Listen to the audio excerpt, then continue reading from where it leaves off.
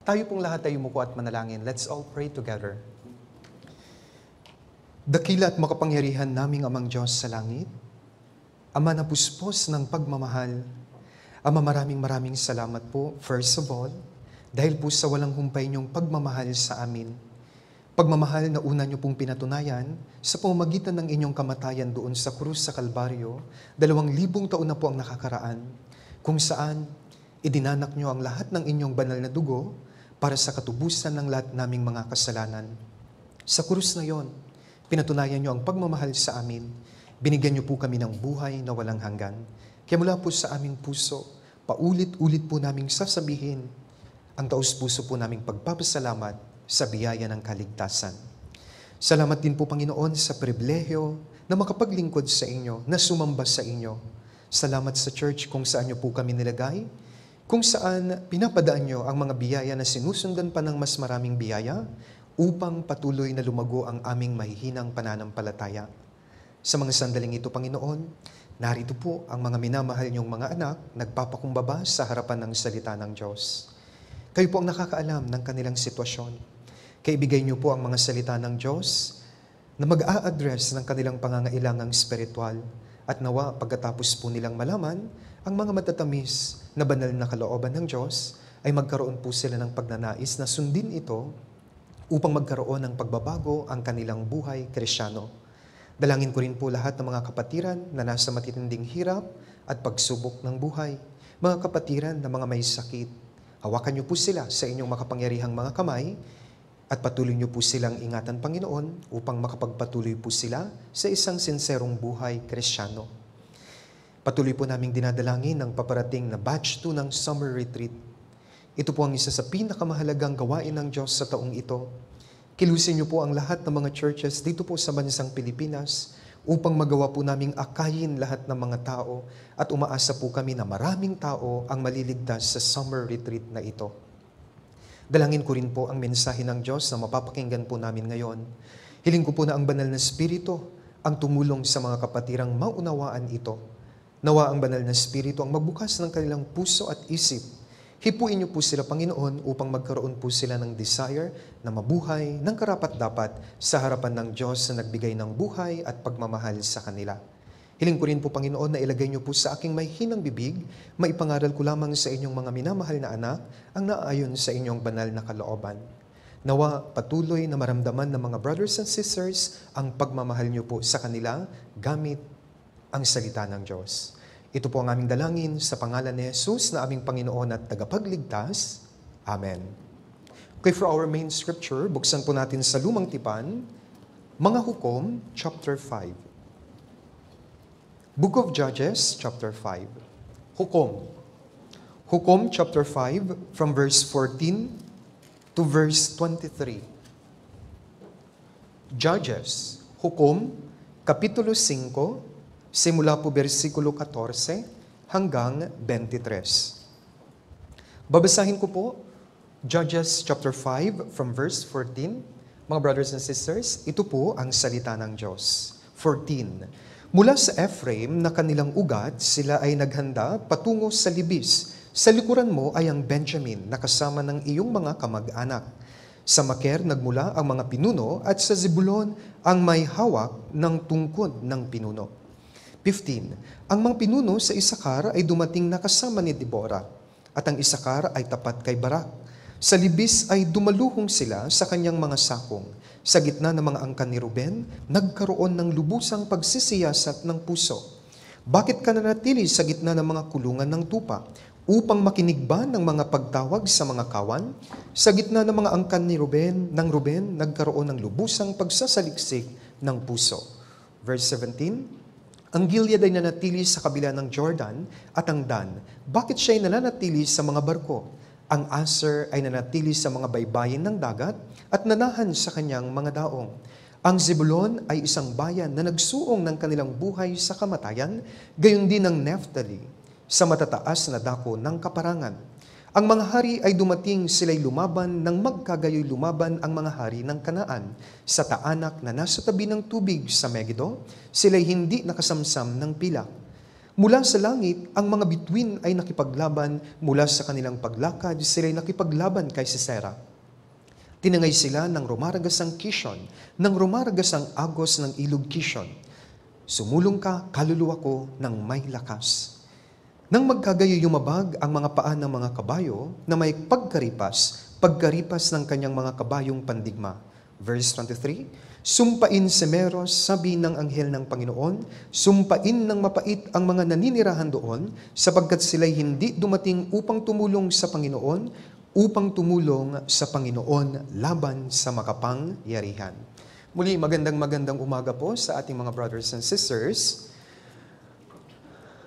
As we have been preparing for and praying for, 4 na araw na lang po at magaganap na ang isa sa pinakamahalagang gawain ng Philippine Life Word Mission, gawain ng Diyos. Alam kong alam niyong lahat ang ating Batch 2 Summer Retreat. At maaari, mayroon pa rin po dito sa mga kapatiran ang nagdadalawang isip na makibahagi sa gawain ng Diyos para sa Summer Retreat. And that's why today, napili ko po ang Hukom chapter 5. At ang punto ng sermon ko po ay ang verse 23. Balikan natin Hukom chapter 5, verse 23. Basahin po natin sabay-sabay. 3, 2, 1. Sumpain si Meros, sabi ng Panginoon. Sumpain ng mapait ang mga naninirahan doon, sapagkat sila'y hindi dumating upang tumulong sa Panginoon laban sa makapangyarihan. Kaya ang sermon title po natin ngayon ay Curse Meros. Sumpain si Meros. Medyo nakakatakot po yung title ng ating sermon, at least baka maalala nyo, di ba? Sumpain si Meros. Dito po, 2 beses na binanggit ng Diyos yung salitang sumpain.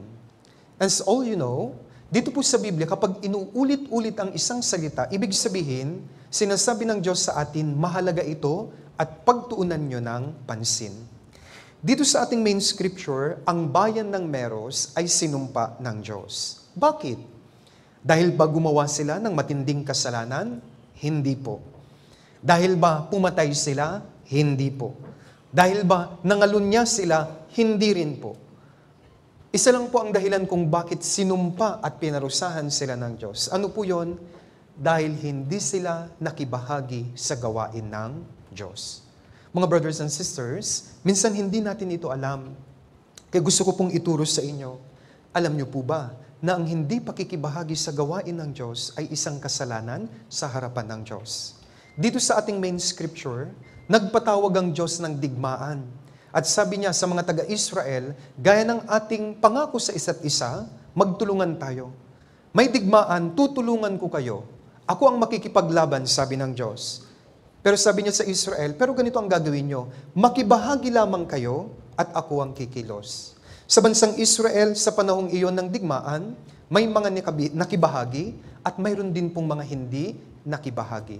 Kaya mula po sa ating main scripture, pag-aaralan po natin ang kahalagahan ng pakikibahagi sa gawain ng Diyos at yung pong sumpa kung wala tayong pakialam sa gawain ng Diyos. In any case, dito po sa Biblia, lumang tipan at bagong tipan, laging may gawain ng Diyos. Sinasabi niya sa kanyang mga anak, sinasabi niya sa mga Kristyano, makibahagi kayo. Pero kung titignan po natin, mayroon po talagang nakikibahagi, kaya nabibless sila ng Diyos. However, kahit na sinabi ng Diyos na makibahagi sila, mayroon pa rin pinipiling ayaw makibahagi at walang pakialam. Kaya marami po silang disiplina sa kanilang buhay Kristyano. Kaya ngayon, pagtutuunan po natin yung pong Meros. They were cursed by God simply because they did not participate in the work of the Lord. Kaya dito, bigyan ko muna po kayo ng background ng story para maintindihan nyo ang aklat ng mga hukom. Tingnan po natin, Judges chapter 17. I-bookmark nyo po ang Judges chapter 5. Punta muna tayo sa Hukom, chapter 17, verse 6. Hukom, chapter 17, verse 6. Babasahin ko po. Nang mga araw na iyon ay walang hari sa Israel, ginawa ng lahat ng tao kung ano ang matuwid sa kanilang sariling paningin. Kung ating pong ibubuod ang aklat ng mga hukom, itong verse na ito ang pinakamagandang verse. Sa mga araw na iyon, walang hari sa Israel. Kaya ano po ang ginawa ng mga tao sa Israel? Nabuhay lang sila alinsunod sa kung anong akala nila ay tama. Wala silang hari physically. Pero alam po natin, from the time of Moses, mayroon na po talaga silang tunay na hari. Sino po ang tunay na hari sa kanila? Ang Diyos mismo. Bagaman wala po silang physical king, mayroon po silang tunay na hari at ang haring ito ay ang walang iba kundi ang Diyos ng Israel. However, inalis nila ang Diyos bilang hari sa kanilang puso at nabuhay sila na pinaghaharian ang kanilang sarili. Kaya nga, anong ginawa ng Diyos? Nakita niya ito. Kaya ang Book of Judges, simple lang po ang book na ito, isa ito sa pinakamadilim na parte ng history ng Israel, kung saan ang Israel ay patuloy na sumusuway at nagkakasala sa Diyos dahil inalis nila ang Diyos bilang hari sa kanilang puso. At sila ang naghari-harian sa kanilang buhay. As a result, ginamit ng Diyos yung mga kaaway nila para parusahan sila. Tingnan din natin, Judges chapter 4. Atras tayo. Hukom chapter 4. Verse 1 to 4. Babasahin ko po. Hukom chapter 4, verse 1 to 4. Ginawa uli ng mga anak ni Israel ang masama sa paningin ng Panginoon nang mamatay si Ehud. Ipinagbili sila ng Panginoon sa kamay ni Jabin na hari ng Kanaan, na naghahari sa Hasor, na ang pinuno sa kanyang hukbo ay si Sisera, na naninirahan sa Haroset Haguim. At dumaing ang mga anak ni Israel sa Panginoon sapagkat siya'y may 900 karwahing bakal at 20 taon niyang lubhang pinahirapan ang mga anak ni Israel. Si Deborah nga na propetisa, asawa ni Lapidot, ay isang hukom ng Israel ng panahong iyon. Sinabi dito, ginamit ng Diyos si Haring Jabin ng Kanaan at 20 years niyang lubhang pinahirapan ang mga Israelita. Dahil po sa kanilang kasalanan, pinahirapan sila ng Diyos gamit ang mga kaaway. Bakit? Dahil malupit ba ang Diyos? Hindi ho. Ito pa rin ay pagmamahal ng Diyos. Dahil gamit ang mga kaaway na ito at sa pagpapahirap sa kanila, doon sila matatauhan at doon uli sila tatawag sa pangalan ng Diyos. Kaya dito, dahil po sa 20 years nilang paghihirap, tumawag po sila sa Diyos. Humingi uli sila ng tulong sa Diyos. At kapag nakita ng Diyos na ang tao ay nagsisisi, mayroon pong supplication. Ibig sabihin, nagmamakaawa, lubos na nagsisisi sa harapan ng Diyos, tutugon ng Diyos at tutulong ang Diyos. Kaya nga sabi po sa Jeremiah 29 verse 12 to 13, at kayo'y tatawag sa akin, at kayo'y lalapit at dadalangin sa akin, at diringgin ko kayo. Hahanapin ninyo ako, at matatagpuan kapag hinanap ninyo ng buong puso. Kaya nung hinanap uli sila ng Diyos, tumugon ng Diyos at sabi ng Diyos, okay, ililigtas ko kayo sa kamay ni Haring Jabin na pinahirapan kayo ng 20 years. Magkakaroon ng digmaan. Ako ang makikipaglaban sa inyo. Gaya ng ipinangako kay Joshua, sa Joshua 23 verse 10, magagawa ng isa sa inyo na mapatakbo ang 1,000. Ang gusto ko lang gawin sa inyo, makibahagi kayo at ako ang gagawa ng paraan. Kaya nag-set ang Diyos ng tawag para sa digmaan. Tingnan natin Hukom chapter 4. Verse 7 to 9 naman po. Nasa background po tayo para maintindihan nyo kung saan tayo kumukuha. Saan nangyari yung kwento. Verse 7 to 9, chapter 4. Aking palalabasin si Sisera, ang pinuno sa hukbo ni Jabin, upang salubungin ka sa ilog Kishon, kasama ang kanyang mga karwahe at ang kanyang mga hukbo, at ibibigay ko siya sa iyong kamay. Sinabi ni Barak sa kanya, kung sasama ka sa akin, ay pupunta ako roon, ngunit kung hindi ka sasama, sa akin ay hindi ako pupunta. At kanyang sinabi, tiyak na sasama ako sa iyo.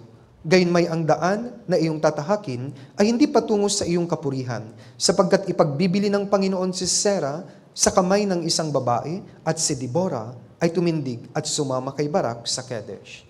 Kaya dito po, alam nyo, babae na ang ginamit ng Diyos, si Deborah. Bakit hindi lalaki? Bagsak na kasi ang spiritual na kondisyon ng bansang Israel. No choice ang Diyos kundi gamitin si Deborah. However, dahil mahal pa rin sila ng Diyos, kaya tutulong ang Diyos sa kanila, gamit po si Deborah. At ang kanyang parang general ay si Barak.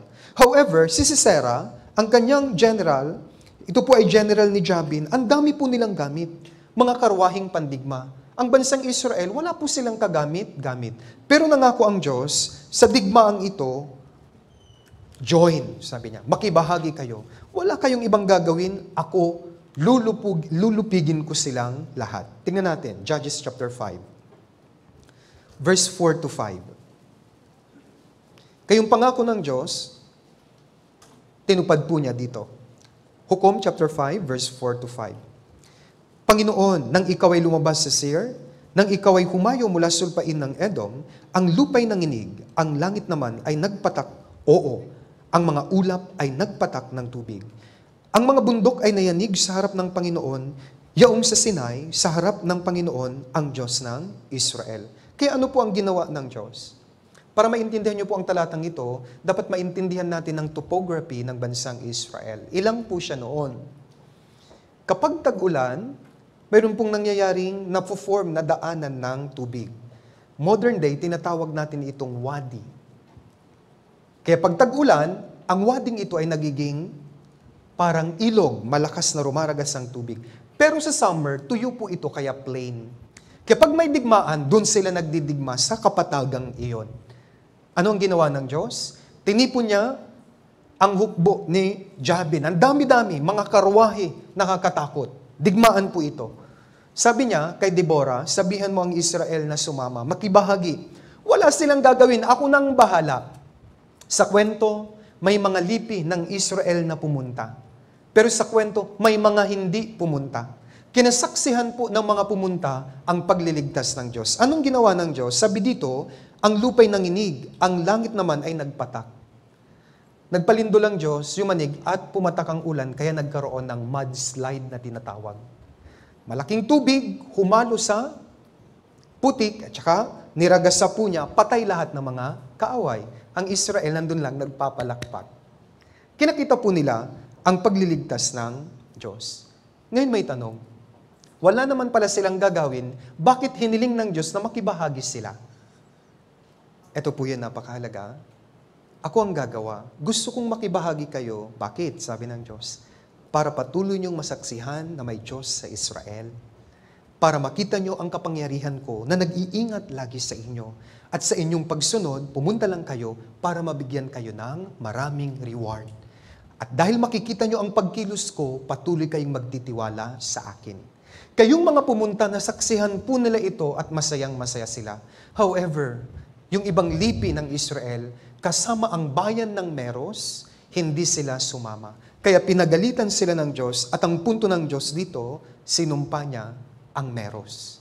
Kaya ganito po nakakatakot ang hindi pakikibahagi sa gawain ng Diyos. My dear brothers and sisters, ang summer retreat ay gaya ng digmaang ito. Ang Diyos po ang kikilos sa retreat center. Ano lang ang hiling niya sa akin, sa ating lahat? Makibahagi lang kayo. Ililigtas ko ang mga kamag-anak ninyo. Gusto ko masaksihan ninyo ang kasiyahang ito. Dito sa ating kwento, malinaw na po itong pinakita ng Diyos. Many people in Israel, yes, tumugon po sila at sumama, nakibahagi sa gawain.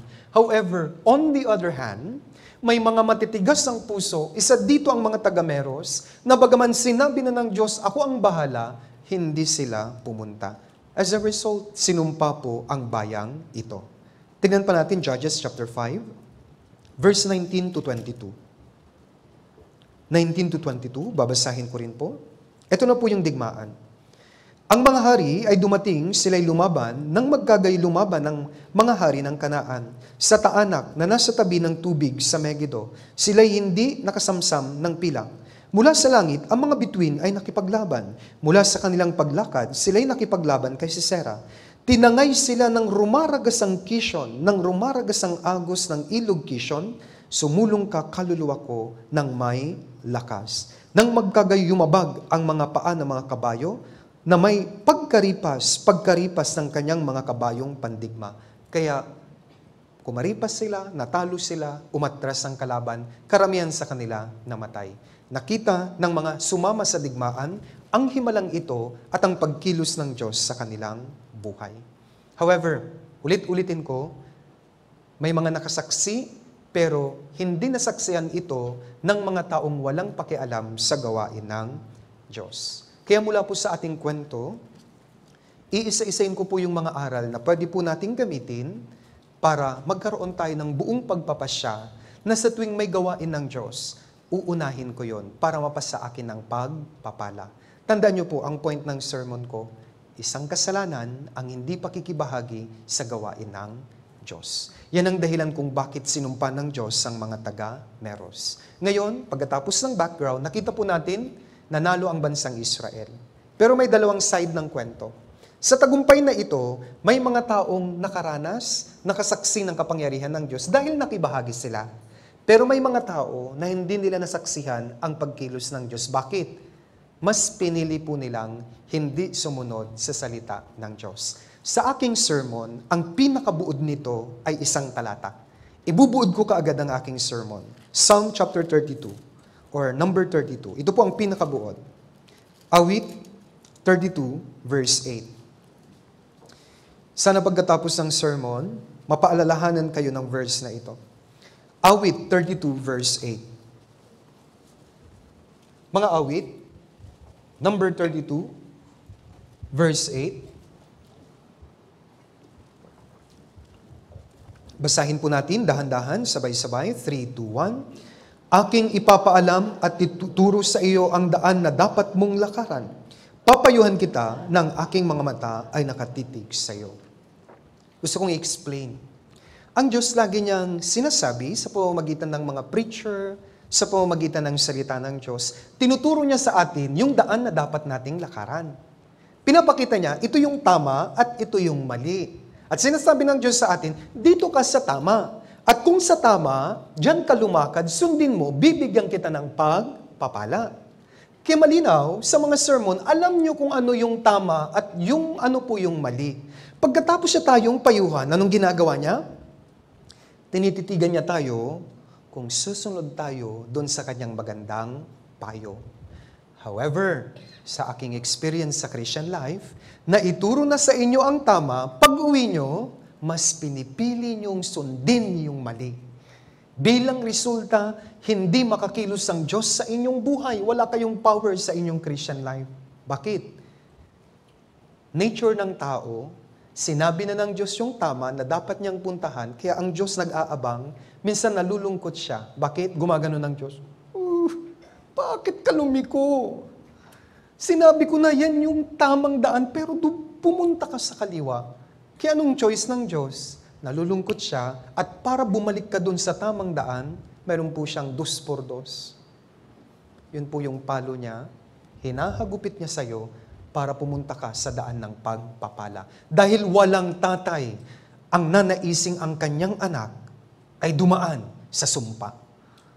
Yan ang nangyari sa Meros at sa ibang lipi ng Israel. At pwedeng mangyari sa atin ito sa summer retreat kung hindi ka pupunta. Warning po ito, kaya ito po ang aking napili. Ngayon, ito po yung aral. Ang first lesson, ito. Kilala ng Diyos ang mga nakikibahagi sa gawain niya, at kilala rin ng Diyos, tinatala niya ang mga walang pakialam sa kanyang banal na gawain. Balikan po natin, Judges chapter 5. I-bookmark nyo po. Babalik-balikan natin ang Hukom. Hukom chapter 5, verse 14. Mula sa Ephraim, sa kanilang ugat, siya ay naghanda patungo sa libis. Sa likuran mo ay ang Benjamin, nakasama ng iyong mga anak. Sa Maker nagmula ang mga pinuno, at sa Zebulon, ang may hawak ng tungkod ng pinuno. Dito, itinala po yung mga sumama. Number 1, nakibahagi ang Benjamin. Nakipag-participate po siya. Ang Zebulon, nakibahagi rin po. Kaya sila po, good job po ang mga liping ito. At dahil sumama sila at nakibahagi, nasaksihan nila ang pagkilos ng Diyos sa kanilang buhay. Verse 18. Tingnan po natin verse 18. Gusto ko po itong Zebulon.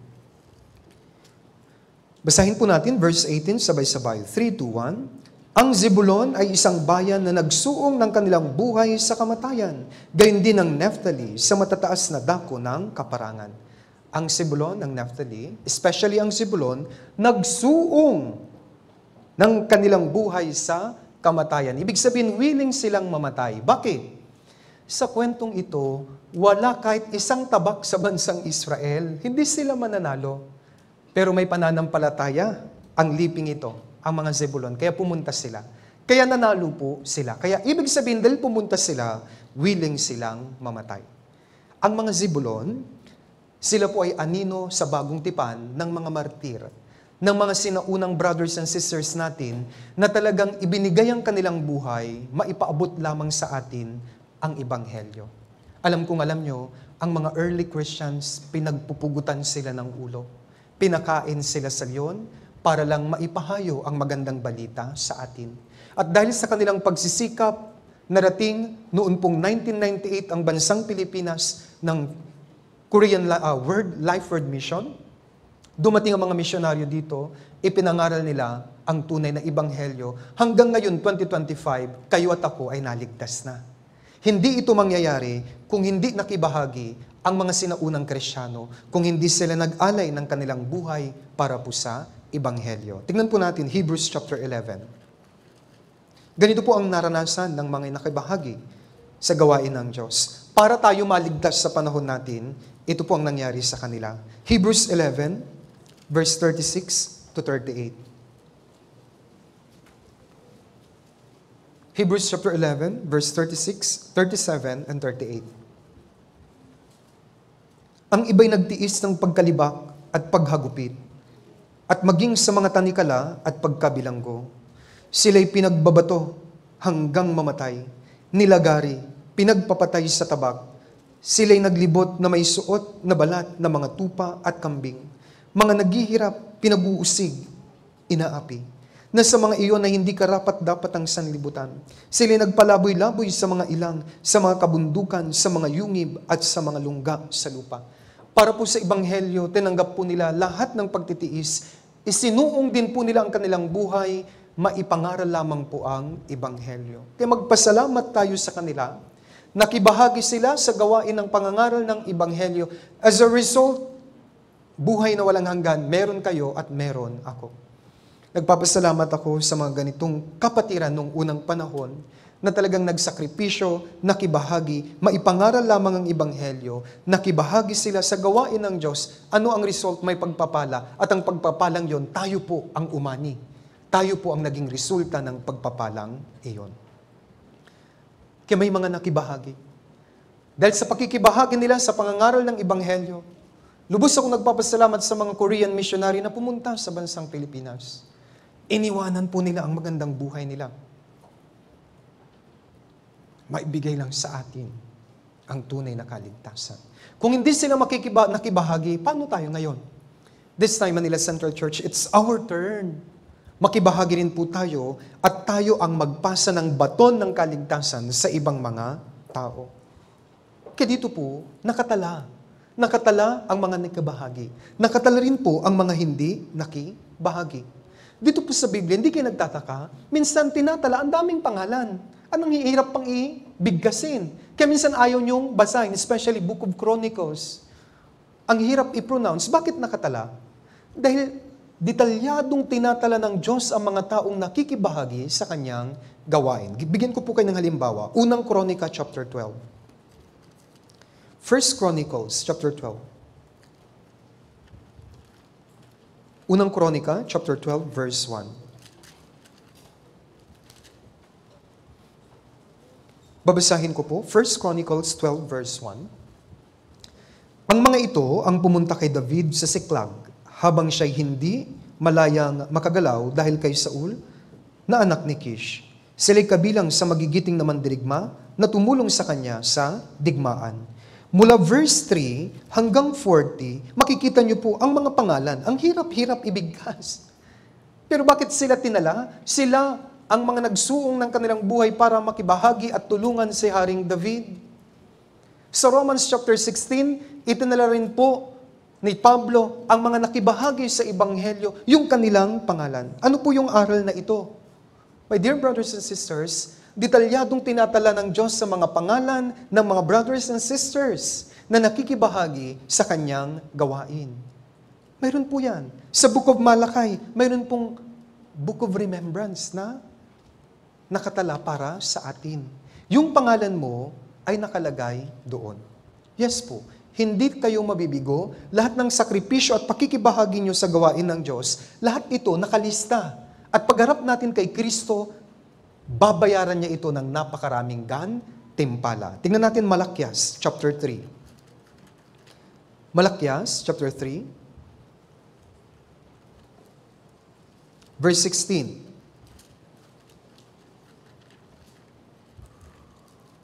Malakyas, chapter 3,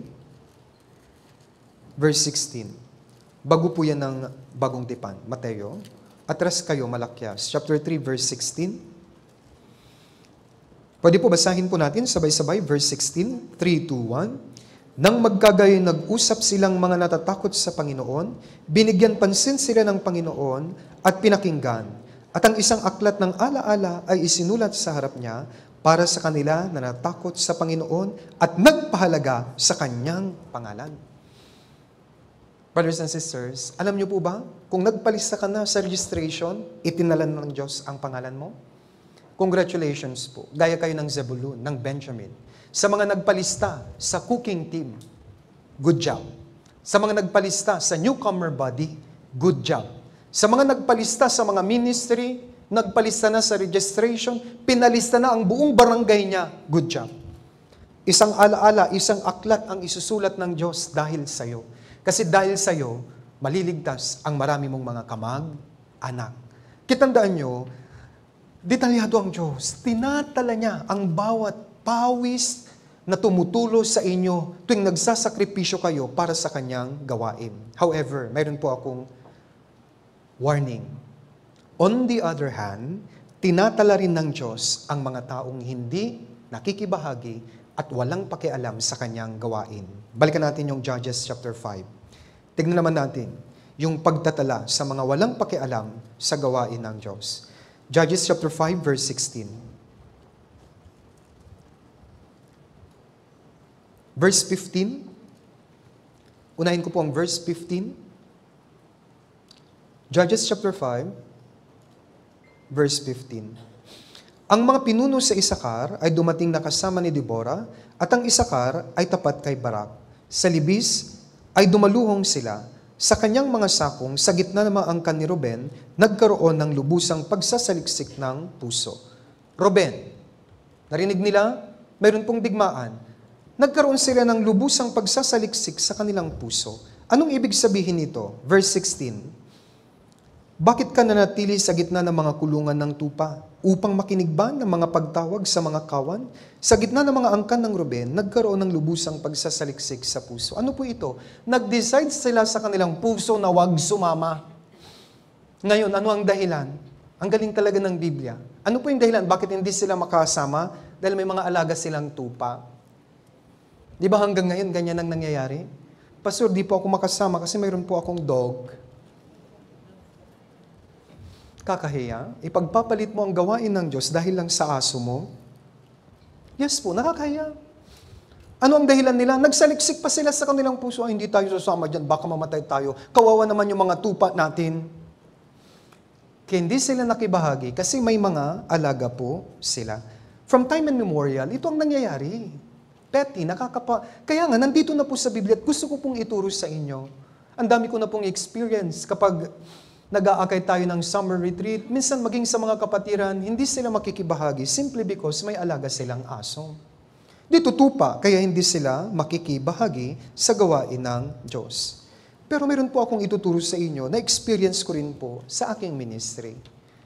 Sa isang probinsyang church na hinawakan ko, yung brother, hindi rin po siya makasama sa summer retreat kasi ang dami niyang alagang kambing. Gusto hindi ako makakasama. Pagkatapos niyang marinig ang sermon na ito, meron siyang ginawa. Ano ang ginawa niya? Simple lang, binenta niya lahat ng kambing. Nagkapera siya, nag-register siya, sumama siya. Ano po ang wisdom? Benta mo na yung aso mo. Pastor, di ako makakasama dahil sa asawa ko. O di benta mo siya. Very simple. O di wala ng problema. Minsan kasi, mahal niyo yung problema. Yan ang problema na nakikita ko po sa mga Filipino. Mahal nila yung problema. Imbis na itapon, minamahal nila. Kaya nga, hindi sila makibahagi sa gawain ng Diyos. Problema po pala yung tupa. Yung aso, di benta mo. O kung wala ka ng pinoproblema, di makakasama ka na. Di ba very simple solution? However, gaya ng sinabi ko sa awit 32:8, nabigay na sa kanya yung dapat niyang gawin, pero pag uwi niya, mas pinili niyang gawin ang mali. As a result, walang mangyayari sa kanyang buhay. Ganyan ang nangyari sa Ruben. Nakakahiya, ang naging dahilan po nila dahil sa kanilang mga alagang tupa. Tingnan din natin, Judges chapter 5. 17 naman po. Ang Gilead ay nanatili sa kabila ng Jordan at ang Dan. Bakit siya nanatili sa mga barko? Ang Aser ay nanatili sa mga baybayin ng dagat at nanahan sa kanyang mga daong. Ang Gilead, Dan, Aser, hindi rin. Bakit? Baybayin ng dagat. Sa panahong iyon, business po ang ibig sabihin doon, kalakalan. Kaya hindi rin po sila nakibahagi kasi sa kanilang hanap buhay. Nandito na sa Biblia, yan din po ang karamihang dahilan natin bakit hindi tayo makapunta. Dahil sa ating hanap buhay, dahil sa ating business. Alam niyo po ba ang kwento sa Biblia? Kung uunahin mo ang hanap buhay mo kaysa sa gawain ng Diyos, ang hanap na buhay na yan ay ibabaling ng Diyos magiging hanap patay. Yes. Nangyari po ito sa 2.5 tribe ng bansang Israel. Inuna nila yung kanilang comfort at hanap buhay. As a result, yung hanap na buhay na yon, naging paraan ng sumpa ng Diyos sa kanila. Tingnan po natin sa Bilang 32. Bilang, chapter 32, verse 21 to 23. Marami po akong verse na ipapakita kasi kailangan para maintindihan niyo po ang salita ng Diyos. Bilang 32, verse 21 to 23. Babasahin ko po, 21 to 23. At bawat may sandata sa inyo ay tatawid sa Jordan sa harap ng Panginoon hanggang sa kanyang mapalayas ang kanyang mga kaaway sa harap niya. At ang lupain ay mapasuko sa harap ng Panginoon. Kung gayon, ay makakabalik kayo at magiging malaya sa pananagutan sa Panginoon at sa Israel. At ang lupaing ito ay magiging inyong pag-aari sa harap ng Panginoon. Ngunit kung hindi nyo gagawin ng ganito, kayo magkakasala laban sa Panginoon at tiyak na tutugisin kayo ng inyong kasalanan. Ang sinasabihan po ng Diyos dito ay ang Ruben, Gad at ang kalahating lipi ng Manases. Bigyan ko po kayo para mas maintindihan nyo. May Jordan River po. Kailangan po, pagtawid sa Jordan River, ito na po yung teritoryo ng Israel. Yan yung lupang ibibigay sa kanila. Kasi sa panahon ni Joshua, kukunin na po nila ito. Paghahati-hatian nila. However, ito po yung problema. Si Ruben, lipi ni Ruben, Gad, at kalahating lipi ni Manases, nung tatawid sila, nakita nila, before ng Jordan, ang ganda. Magandang parang pwede ito sa business. Kasi noon po, marami silang alagang mga hayop. Kaya grassland po siya, maganda plain po siya. Kaya sabi nila, dito na lang tayo. Kaya nung una nagalit si Moises, naalala nyo? Before ng wilderness, pinapapasok na tayo ng ating Diyos sa Israel, pero hindi sumunod ang ating mga magulang dahil dun sa 10 espiya. Nasa atin na sana ang Kanaan, pero 40 years tayong naghirap kasi hindi pumasok sa Kanaan ang mga mahal natin sa buhay kasi hindi sila nagtiwala sa Diyos. Sabi niya, sa 2 lipi at kalahating ito, ngayon pinapatawid na tayo, bakit ayaw nyo na naman? Sabi nila, hindi, dito na lang kami kasi maganda dito. Pero nangako po sila, hayaan mo, kapag may tawag ng digmaan, sasama kami. O sige, yan palang gusto nyo. Sige, basta sumama kayo pag may digmahan, ha? Kaya pinagbigyan po sila ni Moses. Sa mga una, sumama sila. Pero habang dumadaan yung history, hindi sila sumama. Kasi nandun sila sa kabila ng Jordan. Ano po ang punto ko dito, brothers and sisters? Nakakatakot ito. Tingnan nyo po yung hanap buhay nila. Naging hanap patay. Bakit? I-roll natin ang history. Nung ang Diyos pinaparusahan niya ang bansang Israel, sinakop sila ng Babylonia, Persia, lulusob sa Israel. Sino ang unang malulusob? Yung 2 kalahati. Kasi sila ang nandun sa harap. Hindi sila tumawid sa Jordan River, kaya sila lagi ang dinadaanan ng collateral damage ng Diyos. Kasi sila lagi ang napapahirapan at unang tinatamaan ng digmaan. Bakit di sila tumawid? Kayong maganda sana nilang hanap buhay, sa curse ng history, puro sumpa. Pinagpalabas sila ng Diyos sa lupaing iyon? Hindi po. Simply because mas pinili nila yung kabilang side ng Jordan at hindi sila nakibahagi sa gawain ng mga anak ni Israel. Ganito rin ang pwedeng mangyari sa atin. Nonetheless, ito po yung kwento at aral. Tinatala ng Diyos ang mga sumasama at hindi sumasama. Sa mga sumasama at nakikibahagi, may pagpapala. Sa mga ayaw makibahagi, lagi po itong may parusa o sumpa mula sa Diyos. Tandaan niyo po ang verse na ito. Unang Korinto chapter 8. 1 Corinthians chapter 8. Unang Korinto chapter 8 verse 3. Ang Diyos alam niya po lahat. Tinatala niya lahat. Unang Korinto chapter 8 verse 3. Unang Korinto, Kapitulo 8, versikulo 3. Basahin po natin, sabay-sabay at dahan-dahan. 3, 2, 1. Subalit kung ang sino man ay nagmamahal sa Diyos, ang taong ito ay kilala niya. Kung mahal mo ang Diyos, kilala ka niya. Paano mo mapapatunayan ang pagmamahal sa Diyos? Makibahagi ka sa gawain ng Diyos. Pero kung hindi ka nagmamahal sa Diyos, on the other hand, kilala ka rin po ng Diyos. Ano mang mangyari, tinatala lahat ng Diyos. Whether you participate or not, ang sabi ng Diyos, kayo ang mamili. Kayo ang mamili. Which side ang pipiliin nyo?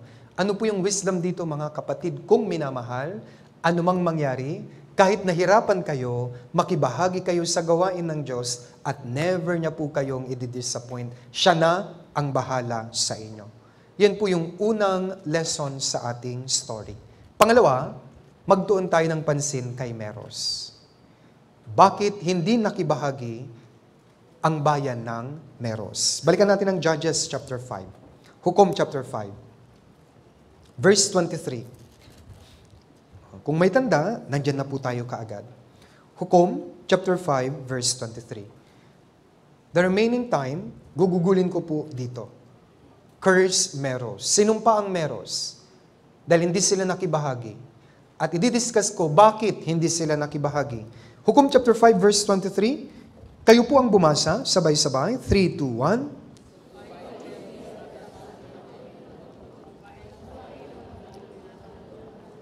Sapagkat sila'y hindi dumating upang tumulong sa Panginoon laban sa makapangyarihan. Sumpain, nakakatakot po. Very special yung pagbanggit sa kanila. Ngayon, ipapaliwanag ko, ano ba talaga ang dahilan, bakit hindi sila nakibahagi sa gawain ng Diyos? Sobrang dali lang naman. Sasama lang sila, manunood lang sila, wala silang gagawin. Pero hindi sila pumunta. Ano yung dahilan? Pinag-aralan ko, bakit hindi sila nakibahagi? Ito po yung unang dahilan. Hindi sila nakibahagi sa gawain ng Diyos kasi hindi nila alam na kasalanan yon. Kaya tandaan nyo, ang hindi pakikibahagi sa gawain ng Diyos ay isang kasalanan sa harap ng Diyos. Yan din po ang sabi ni Santiago. Tingnan natin. Santiago chapter 4 verse 17. Santiago. James. Sa Tagalog, Santiago. Chapter 4, verse 17. Mahalagang verse po ito. Santiago 4, verse 17. Kaya't ang sino mang nakakaalam ng paggawa ng mabuti, ngunit hindi ito ginagawa, ito ay kasalanan sa kanya. Kasalanan po kapag nilalabag mo ang Ten Commandments, mga utos ng Diyos. Pero hindi nyo ba alam na kasalanan rin kapag hindi mo ginagawa yung mabuti na sinabi ng Diyos? Ito ang isang dahilan kung bakit di sumama ang Meros. Hindi kasi nila alam na ang hindi pakikibahagi sa gawain ng Diyos ay isang kasalanan sa harap ng Diyos. Brothers and sisters, makinig po kayo. Ang summer retreat, ang pinakamalaking gawain ng Diyos para sa taong ito sa buong Pilipinas. Kaya mag-isip po tayo. Ito ang isa sa pinakamalaking gawain. Ano man ang mangyari, kailangan kasama tayo. At kung hindi tayo sasama, gaya po ng Meros, ito po ay kasalanan sa harap ng Diyos. Bakit? Ito po ang unang dahilan. Not doing what God wants is sin. Kasalanan po. Kung alam mo yung mabuti, hindi mo gagawin, kasalanan. Ano ba yung mabuti? Sa standard ng tao, pagtulong sa kapwa, mabuti yan. Yes po. Pero sa standard ng Diyos, may dalawang pinakamabuti. Ano ang pinakamabuti sa harapan ng Diyos na dapat nating gawin? Unang Timoteo, tingnan po natin. 1 Timothy, chapter 2, verse 3 to 4. Unang Timoteo,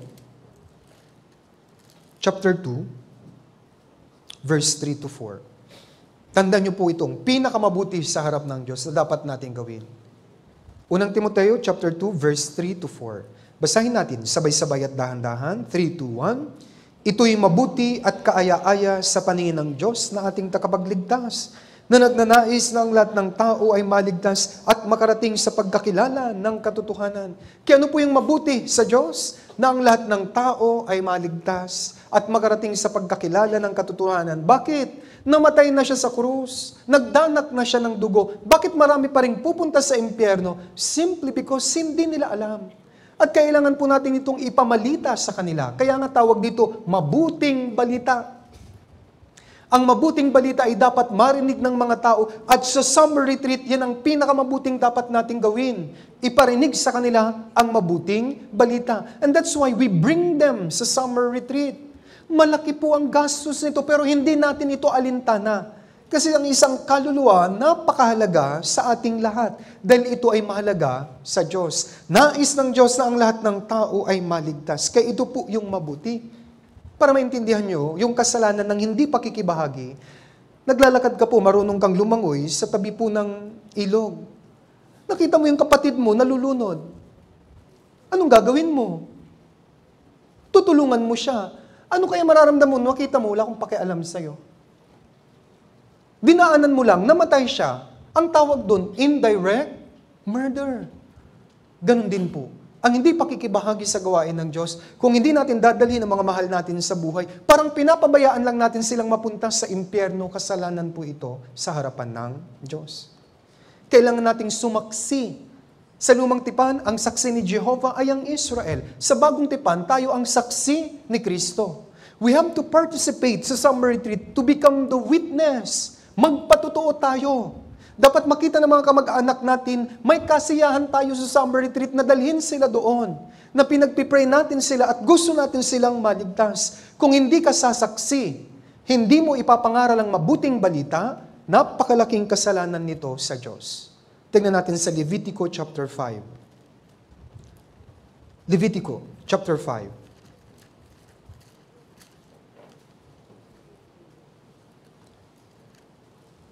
Pangatlong aklat sa Biblia, Levitico chapter 5, verse 1. Levitico chapter 5, verse 1. Ito ang panawagan sa summer retreat.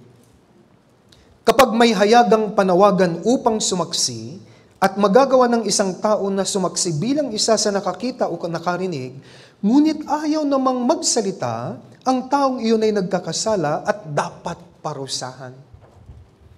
Kailangan nating buksan ang ating bibig. Sumama ka, Mami, Daddy, sa summer retreat. Sumama kayo mga pinsan ko. Gusto kong malaman ninyo ang mabuting balita para maligtas kayo. Ito yung pinakamalaking gawain sa summer retreat.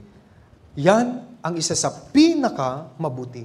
At kung hindi natin gagawin, sabi dito, may pagkakasala at dapat parusahan. Kaya tignan niyo po ang buhay ni Pablo. Nung naligtas siya, ginugol na niya ang lahat para sa kaligtasan ng ibang tao at para sa church. Yun lang ang isip niya. Pinugutan po siya ng ulo. Ano ang buhay niya? Pangangaral ng Ebanghelyo. Kung saan-saan siya naggawa ng kanyang mission trip. Ang dami niyang napuntahan, maligtas lang ang mga tao. At ano ang sabi niya sa 1 Corinto 9:16? Kahabag-abag ako kung hindi ko ipapangaral ang Ebanghelyo. Ang hindi pangangaral ng mabuting balita, kahabag-abag ka raw, may sumpa po doon. Kaya ito po yung isang pinakamabuti. Sa summer retreat, we are doing the best work. Hindi po lang siya good, hindi siya better. Doon na tayo sa superlative. Best work. Ano po ito? Saving souls of our loved ones. Kaya sana po makibahagi kayo. Bakit? Nagkakasala tayo, brothers and sisters, kung hindi tayo nakikibahagi sa gawain ng Diyos. Ano pa yung maganda? Mabuti. Isa pa, awit 133. Ito pa po yung isang mabuti sa harap ng Diyos. At ito rin po ay ginagawa natin sa summer retreat. Awit 133. Awit 133, verse 1 to 3. Ito yung mabuti sa Diyos. Awit 133, verse 1 to 3. Narito, napakabuti at napakaligaya kapag ang magkakapatid ay sama-samang namumuhay na nagkakaisa. Ito'y gaya ng mahalagang langis sa ulo na tumutulos sa balbas ni Aaron. Tumutulos sa laylayan ng kanyang damit. Ito ay gaya ng hamog sa Hermon na pumapatak sa mga bundok ng Zion, sapagkat doon iniutos ng Panginoon ang pagpapala, ang buhay magpakailanman. Ito po ang pinakamagandang verse about fellowship. Sa summer retreat, we unite together. Di po ba? Di kayo masaya? Kapag nasa summer retreat kayo, hindi lang ito pagliligtas ng mga kaluluwa. Sa summer retreat, you will understand kung ano ang church. Yun ang mahalaga. Gusto ng Diyos magkaroon kayo ng deeper knowledge about the church. Kung paano nagfa-function ng church. Ang ganda, hindi nyo ba nakikita pag summer retreat? Ang init sa kusina, nandun ang mga nanay nagpapakahirap. Nakangiti pa yan. Ano po ang ingredients nila sa pinapakain sa atin? Hindi po magic sarap. Magic love ang tawag ko doon. Pag-ibig. Yes po, yung mga marshals. Puyat yung mga yan. Pero sige pa rin, para maayos tayo. Ang choir nagpa-practice mabuti. Yung sa church school, yung mga bata, yung mga anak nyo, sila ang nag-aalaga. Kahit pumupo yung anak nyo, hinuhugasan nila. Hindi nila ginagawa ito sa bahay. Pero doon hinuhugasan. Umihi yung anak mo. Yung iba, mayroon pang diaper. Sila na. Kaya kahit mga dalaga, expert na po sila sa pag-aalaga ng mga bata. Pero sinasabihan ko na, huwag mo na mag-asawa ha. Mag-aral muna. Natututo sa church. Kaya kung nandun ka po, mabuti yun sa Diyos. Bakit? Habang kayo po ay nakikipag-participate sa summer retreat, you will have love for the church. Mas makikilala mo ang mga brothers and sisters. Ma-amaze ka. Kaya nga, magiging panatag na ang puso mo sa church, kinalingguhan, lagi ka nang nag-church. Bakit marami pa rin sa inyo parang malayo ang puso sa church? Kasi lagi kayong wala sa mga gawain ng Diyos. Baka tanungin nyo kami, bakit ang dami nating gawain? Because we want your heart to be near sa mga brothers and sisters. At kung malapit na ang puso nyo sa mga brothers and sisters, automatically, malapit na rin po ang puso nyo sa Diyos. Ang Diyos na hindi nakikita, madali lang, makikita mo siya sa pagkilos niya sa buhay ng mga brothers and sisters. Kaya sabi niya dito, napakabuti at napakaligaya kung ang magkakapatid ay sama-samang namumuhay na nagkakaisa. You must see the unity sa summer retreat. Di ba? Ang ganda. Mula umpisa hanggang huli, tulong-tulong ang mga brothers and sisters. Although yung iba, tiis na, hirap na, pero push pa hanggang matapos. Pagkatapos po, nag-uwian ng lahat, marami pa rin kumikilos doon at naglilinis sa ating retreat center. Kaya nga, bakit mabuti ang summer retreat? Kasi during the summer retreat, you will learn deeper about the church. Ano po ang isang mahalaga sa isang kakaligtas pa lang? Church po. Pagkatapos yung maligtas, ang unang dapat nyong malaman ay patungkol sa church. Kung hindi kayo nakikibahagi lagi sa mga fellowship, sa Sunday sermon, sa retreat, hindi nyo maiintindihan ng church. Kaya pakiusap ko to all my brothers and sisters, join the summer retreat and have deeper and deeper understanding about the Church of Christ, na siyang nag-aalaga at magbibigay sa iyo ng lahat mong kailangan para sa iyong buhay Kristyano. Kaya ano po yung unang dahilan? Bakit hindi sila sumama? Dahil hindi nila alam na kasalanan pala ang hindi pakikibahagi sa gawain ng Diyos. At maring hindi mo pa rin yan alam, ngayon alam mo na. Kaya mag-decide po kayo, sasama ako sa summer retreat, isasama ko lahat ng mga nasa bahay namin. Kung nag-aalala pa rin kayo, Pastor, di ako makasama dahil sa bahay namin, benta mo na. For sure, makakasama ka na. Kasi minsan pati yung bahay, hindi naman tatakbo, inaalala. Ipadlock mo na lang. Marami kasing magnanakaw, di gawan mo ng paraan. Mag-install ka ng CCTV. May mga CCTV ngayon na nagsasalita. O, kita na kita. O, alis ka dyan. Gate namin yan. Diskarte lang po. Kaya dapat makibahagi po kayo. Pangalawa, bakit hindi sila nakibahagi? Ito po yon. Jeremiah 48 verse 10. Jeremiah 48 verse 10. Ito rin po yung dahilan kung bakit marami hindi nakikibahagi dahil hindi nila alam. Jeremiah 48 verse 10. Okay, kung nandyan po kayo, ito po ay isa sa mga warning ng Diyos. Basahin po natin sabay-sabay. 3, 2, 1. Sumpain nawa siya na may kapabayaang gumagawa ng gawain ng Panginoon at sumpain siya na iniuurong ang kanyang tabak sa pagdanak ng dugo. Ang meros di sumama dahil hindi nila alam na may sumpa pala kung hindi ka sasama, makikibahagi sa gawain ng Diyos. My dear brothers and sisters, warning po ito. Sa panahon natin, disiplina. May sumpa o disiplina kung wala tayong pakialam sa gawain ng Diyos.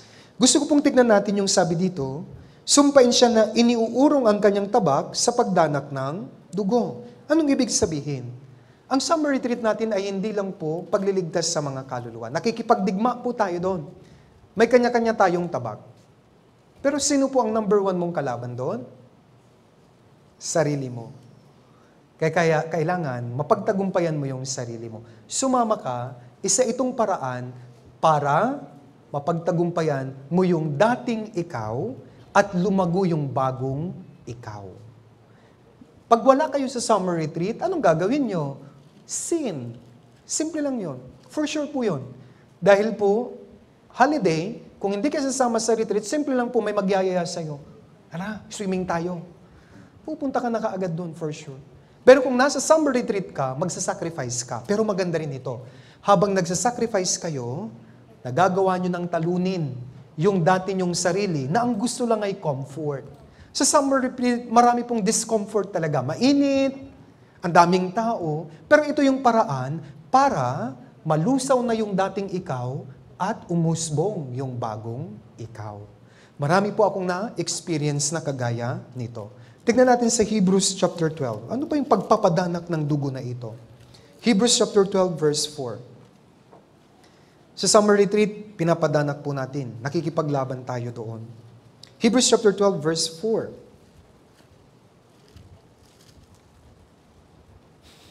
Sa inyong pakikipaglaban sa kasalanan, hindi pa kayo humantong sa pagdanak ng inyong dugo. Kaya talaga, fierce battle. Number 1, dinadala natin yung mga tao, nire-rescue natin para maligtas. Number 2, ikaw mismo. Inside, nakikipagtunggali ka sa iyong sarili. Bakit? Yung sarili mo, ito yung ibubulong. Kung hindi ka sumama dito, hindi mo mararanasan ang hirap na ito. Pero yung bagong ikaw, yung pagkatao ni Kristo na nasa iyo, maganda yan. Unti-unti kang nagiging pasensyoso ngayon. Dati mainitin ang ulo mo ngayon sa mga experience mo dito, mas magpapakumbaba ka. Kaya nga, kailangan nating labanan ang dating tayo. At ang isang paraan para malabanan po ninyo, summer retreat. Kasi sabi ni Pablo, 1 Corinto 15:31, I die daily. Sa 3 araw natin doon, mamatay tayong lahat. Hindi po literal ha, hindi ko sinasabing mamamatay tayo. Kailangan nating patayin yung pagiging tamad. Patayin yung ayaw magsakripisyo. Patayin yung pangit na ugali natin na walang pakialam sa mga hindi ligtas.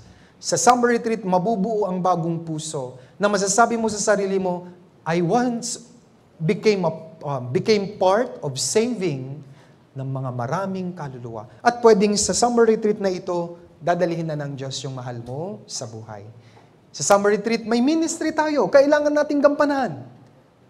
Sa dami ng tao, kung walang magluluto, paano tayo kakain?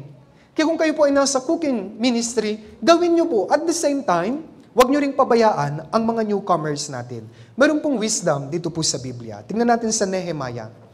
Ito rin po yung time na mga Israel, nirebuild po nila yung walls of Jerusalem. May mga nakibahagi, may mga hindi. Yung mga nakibahagi, habang gumagawa sila, ito yung napakagandang ginawa nila. Nehemiah, chapter 4, verse 17 to 20. Aklat ng Nehemias, chapter 4, verse 17 to 20.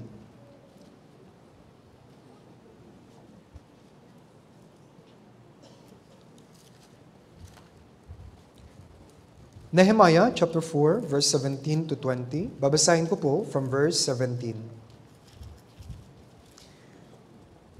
Na gumagawa sa pader, yaong mga nagpapasan ay pinagpapasan sa paraang ang bawat isa'y gumagawa sa pamamagitan ng isang kamay, habang ang isa naman may hawak na sandata. Bawat isa sa mga manggagawa ay may kamay, ay may kanyang tabak na nakasukbit sa kanyang tagiliran habang gumagawa. Ang lalaking nagpapatunog ng trumpeta ay katabi ko. Sinabi ko sa mga maharlika at sa mga pinuno at sa iba pang taong bayan, ang gawain ay malaki at malawak ang nasasaklaw at tayo hiwa-hiwalay sa pader, malayo sa isa't isa. Sa lugar na inyong marinig ang tunog ng trumpeta, magsama-sama tayo roon. Ang Diyos natin ang lalaban para sa atin. Sa rebuilding ng walls of Jerusalem, marami pong discouragement mula sa mga kalaban. Pero may puso po sila sa Nehemias, kaya pwedeng umatake yung kalaban, kaya yung isang kamay gumagawa para maitayo yung walls. At the same time, may hawak na tabak yung isa. May wisdom po dito, sa atin pong summer retreat ministry, sa isang kamay, ginagampanan mo yung ministry mo. Sa kabilang kamay, kailangan mong alagaan yung mga newcomer. At kapag tumutunog daw yung trumpeta, pumunta tayo doon. Kapag tumutunog na po yung trompeta ng Ebanghelyo, lahat tayo dapat nasa main hall. Ganito ang tama. Hindi pwedeng ministry mo lang ang gagawin mo. Hindi. While doing the ministry, huwag niyong kakaligtaan yung mga newcomers po natin. Kung maabot po natin ng 600 to 700 to 800 newcomers, malaking gawain po ito kaya pagtulong-tulungan po natin. Kasi sa summer retreat, ano po yung wisdom? You do your ministry on one hand, sa kabilang banda, tinutulungan natin ang mga newcomers natin. Okay? Isa pang wisdom, minsan kasi, holiday po yung summer retreat. Ano po yung tawag sa labas? Mahal na araw. Sa aking ministry, marami na akong naranasan, baka hindi nyo pa alam, kaya ituturo ko. Yung iba gagawa ng paraan. Pastor, di po ako makakasama sa summer retreat. Bakit naman? Tinuro ko na nga, nakasalanan ng hindi pakikibahagi. Kasi pastor, uuwi po ako. I-evangelize ko po yung mga mahal ko sa buhay. Anong sagot ko? Hindi effective yan. Okay? Alam na namin yan. Sa summer retreat, ang pinaka-effective, dalhin mo sila sa retreat center. Hindi ikaw yung pupunta doon, bakasyon nila, anong gagawin ng mga yan? Dalawa lang, nasa beach, nasa pasyalan. Hindi mo sila mapapanood ng recorded Bible seminar. Kaya ano po yung wisdom? Mas maiging sumama sa retreat. Next time na lang, mag-mission tayo sa probinsya mo. But this time, join summer retreat, doon mo sila dalhin. Kasi never nyo po silang mai-evangelize kahit sabihin nyo, matatag na ako, pastor, uuwi ako. Doon kami manunood sa sala namin. Sige, puntahan mo. Pagdating mo doon, ikaw lang mag-isa nanunood. Bakit? Nandun na sila sa ilog. Makinig kayo, totoo po ito. Hindi yan uubra. Bakit? May naiset ang gawain ng Diyos, ikaw naman gagawa ka ng ibang schedule mo. Malulungkot talaga ang Diyos. Pero minsan may mga ganito, hindi ko alam ang takbo ng utak. May isang gawain, gagawa rin siya ng sarili niyang gawain. So may gagamitin niya yung gawain na yun para hindi siya makasama sa gawain ng Diyos. Kaya maraming gawain, kaya nagkabulbul na yung gawain. At the end of the day, wala siyang na-achieve na gawain. Dahil gawain ng gawain siya na pagod na lang siya. Yan kasi, magulo ang gawain mo. Di ko na rin maintindihan, puro gawain na gawain. Kaya simple lang po, set aside all schedules, let's join the summer retreat. Kasi sa summer retreat, huwag na kayong gumawa ng ibang schedule para wala kayong maidadahilan na hindi kayo makakasama. However, because of lack ng wisdom, minsan, gumagawa ka pa ng maraming schedule. Alam na namin yan, ikaw naman. Napagdaanan na. Lahat na-simulate ko na yan lahat, kaya makinig po kayo sa akin. Kung magpapaalam kayo, Pastor, di ako makakasama kasi sa probinsya, meron akong i-evangelize, sasabihin ko sa iyo, alam ko na yan. Alam ko na yan. Kaya mas mabuti, sumama po kayo sa summer retreat.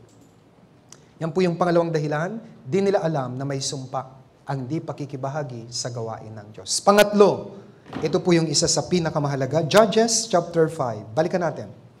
Pangatlo, Hukom chapter 5, verse 19 to 23. Babasahin ko po ulit. 19 to 23. Ang mga hari ay dumating, sila'y lumaban, nang magkagay lumaban ang mga hari ng Kanaan. Sa Taanak na nasa tabi ng tubig sa Megiddo, sila'y hindi nakasamsam ng pilak.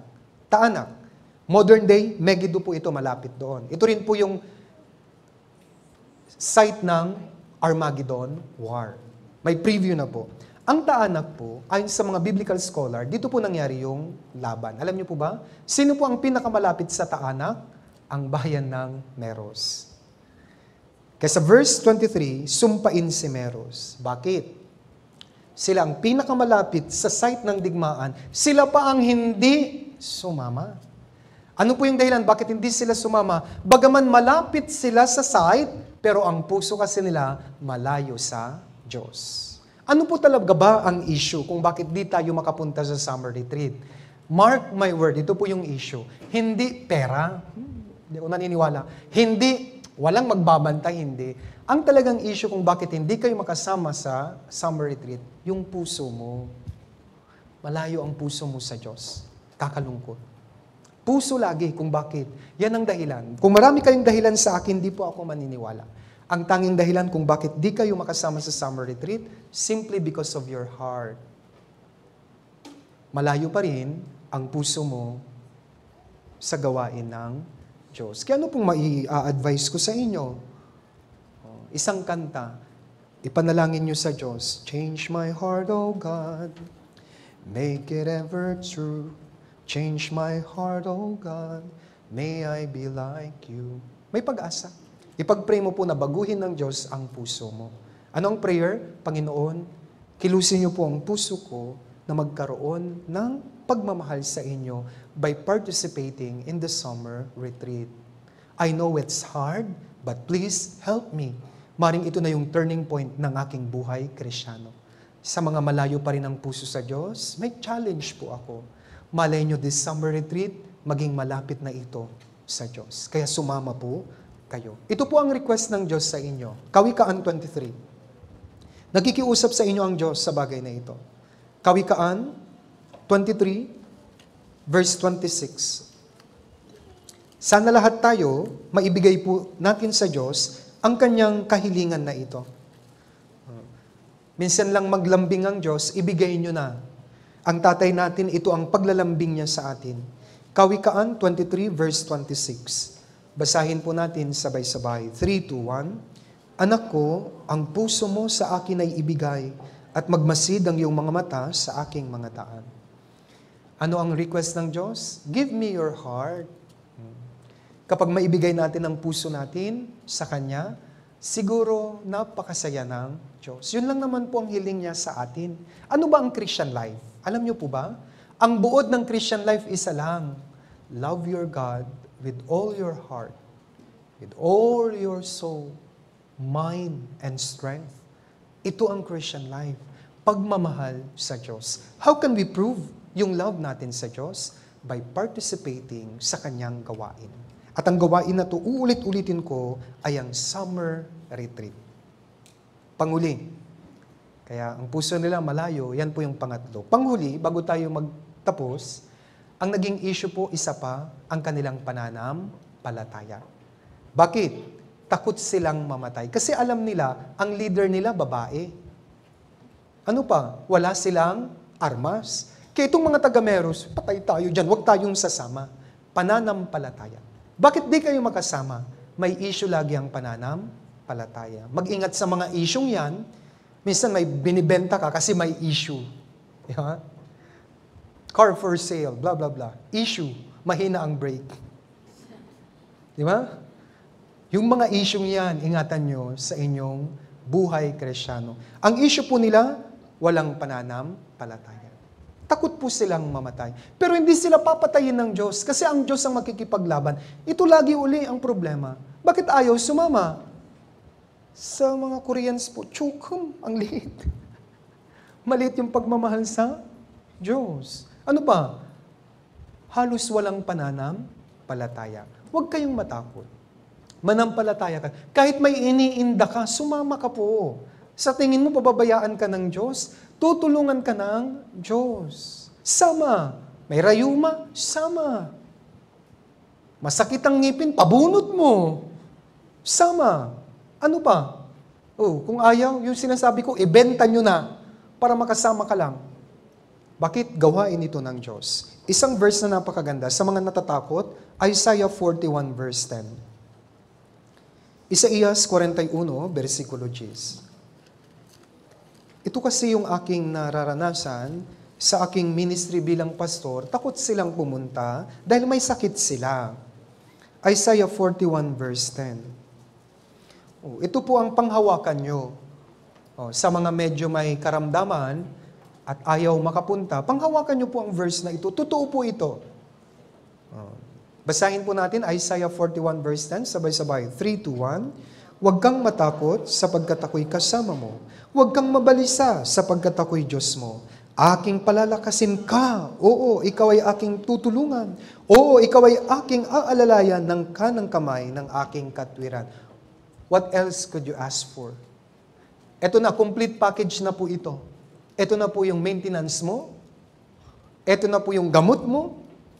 Nangako ang Diyos, tutulungan kita. Aalalayan kita. Hindi ka huwag kang mabalisa. Kasi sa summer retreat, alisin po yung mga kung ano-anong isip ng takot.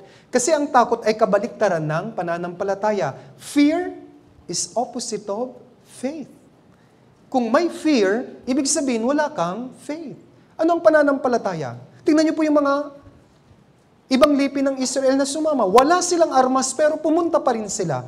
Kasi naniwala sila sa Diyos, hindi sila pababayaan. Ganon din po sa summer retreat. Kahit may sakit kayo, pumunta kayo, tutulungan kita. Hindi kita pababayaan, sabi ng Diyos. Kaya sana, through this sermon, napalalahanan po kayo na huwag kayong mag-alala. Okay? May kanta, di ba, sa himno? Anong kinakatakot mo? Huwag ka nang mag-alala. Sabi po niya, kasama mo ko.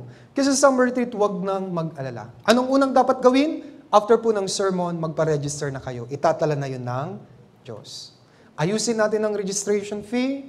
Hanggang Lunes, Martes, mag-invite pa tayo. And I hope Miyerkules, ready na po ang lahat.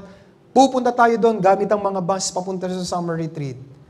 Isa lang po ang aking hihilingin sa inyo. Sumama kayong lahat and then magbaon kayo ng mapagpasalamat na puso. Bago ako mag-pray, may tanong po ako. Sasama po ba kayong lahat? Ang hindi sasama, pangit. Tayo pong lahat ay umuko at manalangin. Let's pray together. Dakilang Diyos, makapangyarihan sa lahat, salamat sa pagtulong po sa amin. Mari hindi namin alam na yung hindi pala pakikibahagi sa gawain ng Diyos ay isang makalaking kasalanan sa harapan ninyo. Tinuro nyo ito sa bayan ng Meros. Nakita po namin ang Meros dahil sa kasalanan nila, binura nyo sila sa bansang Israel. Nawa, mapag-isipan at mapagtanto ng aking mga minamahal na kapatid na kailangan po nilang sumama sa retreat. Hindi lang para sa kanilang sarili, kundi upang maligtas yung maraming tao. Mahalaga ang bawat parte ng katawan ni Kristo. Mahalaga sa inyo ang bawat brothers and sisters. Kaya gusto nyo, anuman ang kanilang buhay, anuman ang kanilang nararamdaman, gusto nyong makasama sila sa dakilang gawain ng pagliligtas sa summer retreat. Nawa Panginoon, patuloy nyo pong kilusin ang kanilang puso. Nawa pag-uwi po nila, balikan nila yung mga mahal nila sa buhay, magkaroon sila ng puso na isama sa summer retreat upang sama-sama naming masaksihan, kaming lahat dito sa Manila Central Church, ang dakilang gawain ng Diyos sa pagliligtas ng mga kaluluwa. Muli Panginoon, maraming salamat sa salita ng Diyos. Salamat sa mga kapatiran at nawa, kayo na po ang bahala sa mga susunod na schedule ng aming fellowship. Umaasa po kami sa Summer Retreat Batch 2, mamimit po namin yung target namin. And this time, gusto po namin, Panginoon, na makapag-alay ng libu-libong kaluluwa sa inyong harapan. Kayo na po ang magligtas sa kanila. Ang gagawin lamang po namin, makikibahagi at sasaksihan ang pagkilos ng banal na Espiritu. Muli, Panginoon, ilagay niyo po sa bulsa ng lahat ng mga kapatiran ang tunay na pagpapala dahil po sa mga salita ng Diyos. Ito po ang aming dalangin sa pangalan ni Jesus na aming Panginoon at Tagapagligtas. Amen.